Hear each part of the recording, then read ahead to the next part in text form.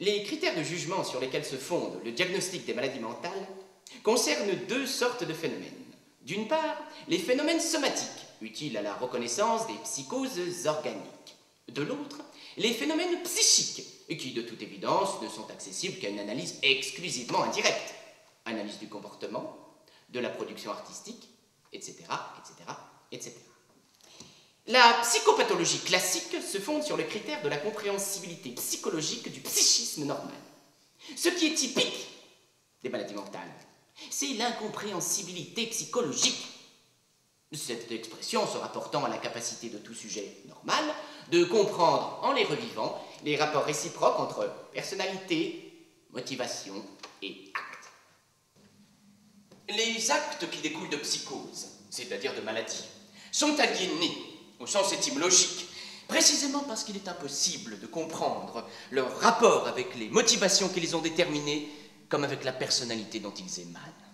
Or, si nous analysons à la lumière de ces considérations l'acte délictueux dont Pasolini est accusé, il nous faut nous demander, ne s'agit-il pas d'un acte si manifestement et si gravement incompréhensible qu'il a incité le ministère public à écrire textuellement qu'il y a de quoi rester atterré qu'un Pasolini ait pu être le protagoniste d'un tel fait criminel?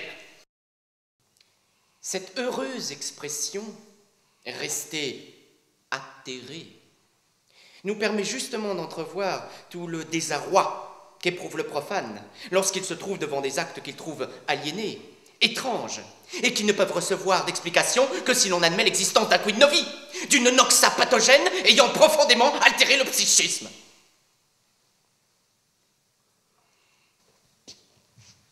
Pasolini, toutefois, nous est connu par un autre aspect de sa personnalité, aspect mis en évidence sans équivoque par ses précédents pénaux, et qui apporte une contribution décisive aux fins de la présente étude.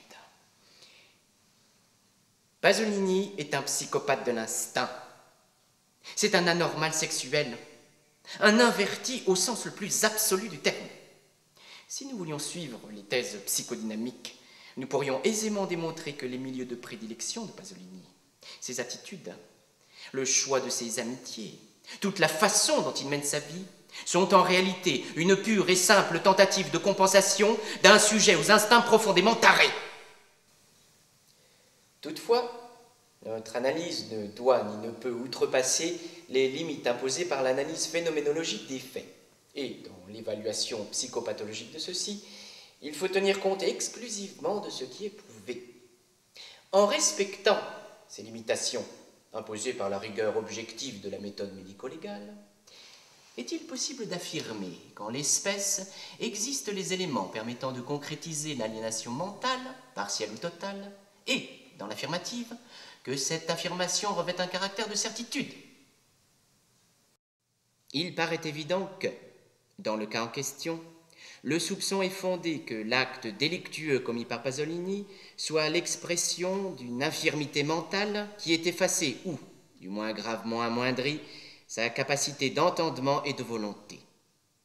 Il en résulte la nécessité de soumettre le sujet à une observation technique aux fins d'établir, petit a, si l'anomalie sexuelle dont Pasolini est affligé revêt ou non le caractère d'infirmité prévu par les articles 88 et 89 du Code pénal.